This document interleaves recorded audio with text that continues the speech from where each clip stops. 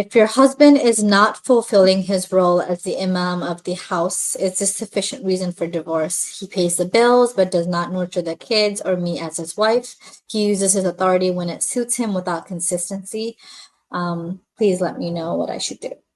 Yeah, this is a case where I think, it sounds like we need more context. People are on different trajectories in their faith. And if a person is still Muslim and they're still, practicing, I mean, they have faith, but maybe they're not fulfilling all of their duties. They're derelict in some of their spiritual responsibilities.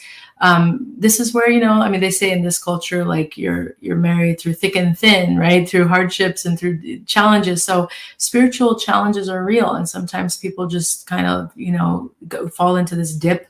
So I think having a little bit of empathy may go a long way instead of just looking down on your partner, like, oh, they've gone astray.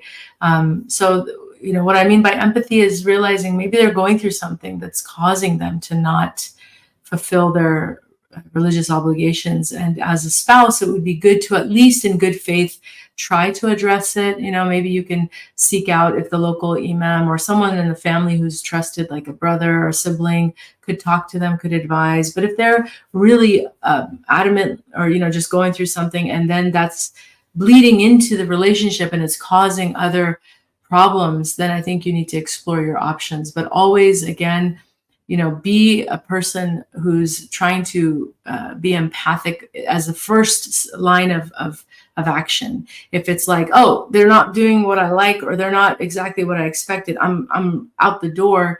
That, I think, is the attitude that I'm trying to address. This desire to just kind of pull the plug on a marriage so quickly because it's convenient and you can.